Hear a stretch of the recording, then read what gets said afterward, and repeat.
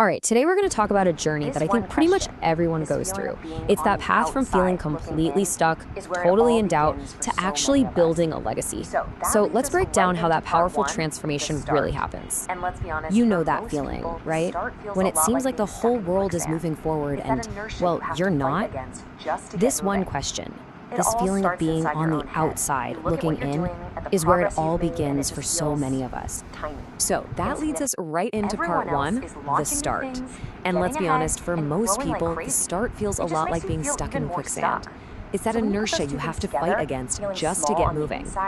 It all starts inside your own head. You look at what you're doing, at the progress you've made, and it just feels tiny, insignificant. Kind of like you're just a drop in the ocean and no one can even see the ripples you're making. And of course, that feeling gets so much worse when you look around. You're scrolling on your phone, you're talking to people, and it just feels like everyone else is launching new things, getting ahead, and growing like crazy.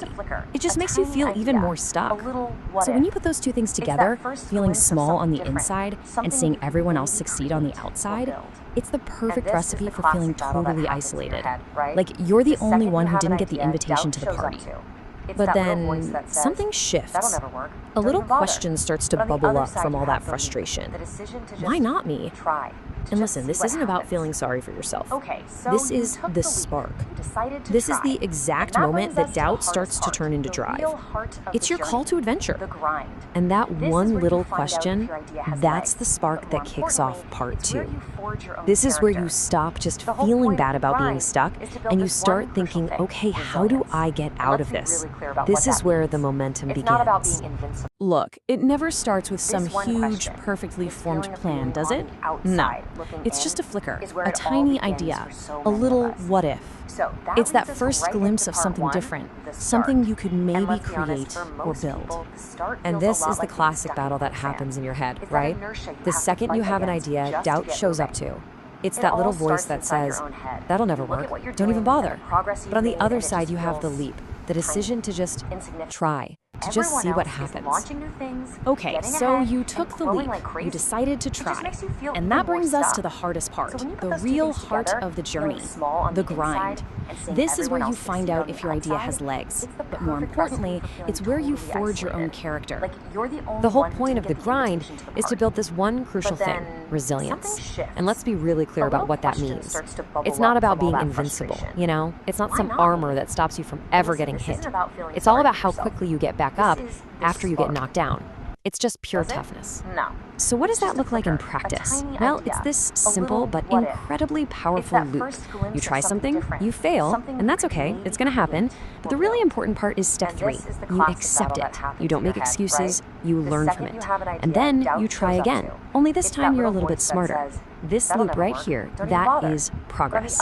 Because eventually, that loop has to become something you can actually rely on. See, resilience isn't just a feeling, it's a system you build. You stop waiting for motivation to strike and you start trusting your process.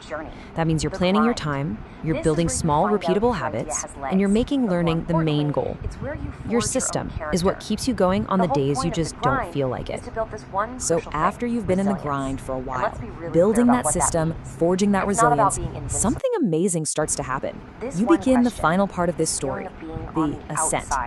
This is where all that internal work finally starts to create some real external impact.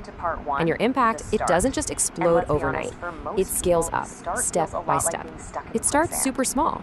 Maybe you help just one person. You solve one little problem. Then, with the system you've built, you figure out how to help a few more people. And eventually, that creates lasting value that can grow even without you. And you know what happens when you keep showing up and adding value over and over again? It's pretty much inevitable. People start to notice. Getting recognition isn't the goal, of course, but it's a great sign that what you're doing is actually connecting with people. And that's really what a legacy is, isn't it? It's the mark you leave behind. It's the sum of all the value you created, all the problems you solved, and all the people you helped along the way. It's the proof you were here and you made things just a little bit better. So in the end, when you look back at the whole journey, this is the outcome. You've grown big. And hey, big doesn't mean famous or rich. It means you became the kind of person who could navigate this entire path, from feeling small, through all the doubt and the grind, all the way to leaving a mark. You've grown into the person you were meant to be. So that brings us right back to you. We've walked through the entire path, from that quiet, nagging question of why not me, all the way to building a legacy. So now, the only question left, the one that really matters, is this one right here. What mark are you going to leave? And that brings us to the hardest part, the real heart of the journey.